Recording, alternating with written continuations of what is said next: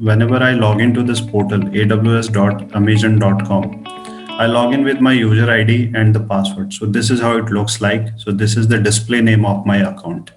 When you click on it, there is an option called My Security Credentials. Okay. So suppose if you want to change this name or the email ID which is attached with this particular account, so that you can do, just come here and right click, open in new tab.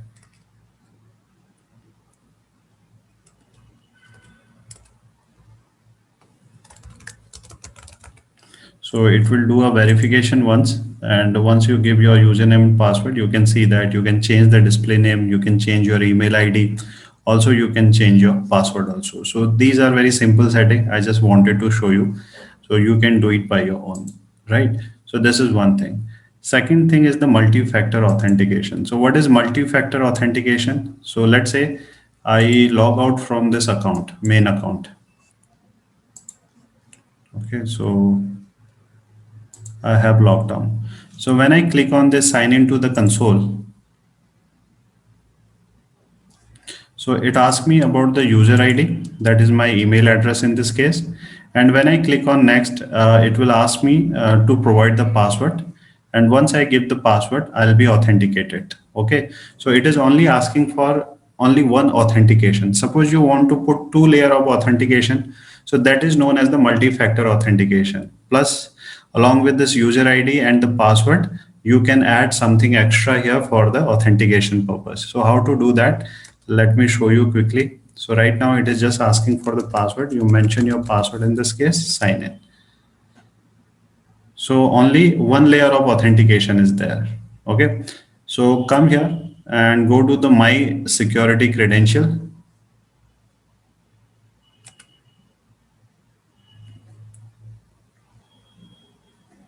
Okay, then click on this multi-factor authentication and click on activate MFA. So there are three options. So the first option is like a soft token. So you are going to install one application. That application will generate one code, and that code you supposed to mention while you are trying to log into this portal. Okay, so this thing I will show you how to do this virtual MFA device. So select the first option and click on continue. Okay, so here you are getting a QR code. So now what you can do on your mobile, go and in Play Store search for Google Authenticator. Okay, so parallelly I am doing on my mobile also. Okay, so there is one application, Google Authenticator.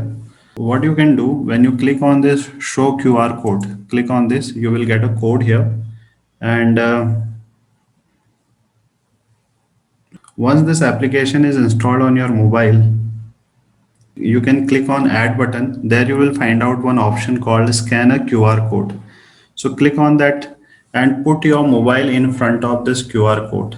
Okay, so as soon as you do the scanning, you will get a code here. So I'm mentioning the same code 088574. Okay, and after 30 seconds you will get a new code also. So it is asking for the second code as well. So I'm waiting for the second code on my mobile device. So once I get the new one, I will put it here. Just wait for a few seconds. Okay, so I got a new code 961639 and click on assign MFA. So this MFA multi-factor authentication has been assigned here. You can see that. Now I will try to log out this one. Just log out and try to log in back. So it is asking for user ID, give your email address, click on next. Here it is asking for the password, sign in. Now it is asking about the MFA code. Okay, so MFA code you can generate from your mobile application, Google Authenticator. So right now there is a code on my device that is 816604 and login. Click on submit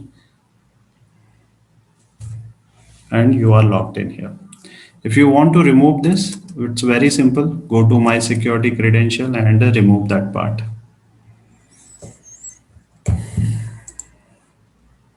Okay, go to manage and go ahead and remove this. So there are other option also when we are talking about the multi-factor. Click on this. The second option is U2F security key. So what is U2F security key? Let me show you in the Google.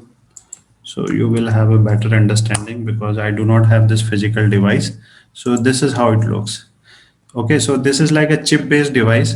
Whenever you connect this device on your laptop, then only you can log into this AWS management portal. Okay, and in this you are not getting any code. It is just like a chip. If you insert this chip on your laptop, then only this authentication on your AWS management port will happen. And the configuration is very easy. If you have this device, connect it and then proceed further with this continue and all. Whatever information it is asking about the device, you just fill it up and this will be configured. The third one is like this is like a soft code token, and through the soft token, actually we generated some code in the first case, right? Similarly, we have a hard token also. Hard token means instead of application, we are using a device. Like you might have seen the RSA device or the VIP tokens physical. In that, the security code get generated. So that kind of tokens also, physical device also, you can come and integrate here. So let me show you one example. If you copy this and paste it here, this is how it looks like. Okay, so this is like a device. In this device you will get it, you will get the code. When you type aws.amazon.com, it will ask for username and password. After that you are supposed to give this security code here. So this code will change in every 30 seconds. Okay, so this is how you can protect your account here. So these are three-way in multi-factor authentication. Through that we can ensure the security.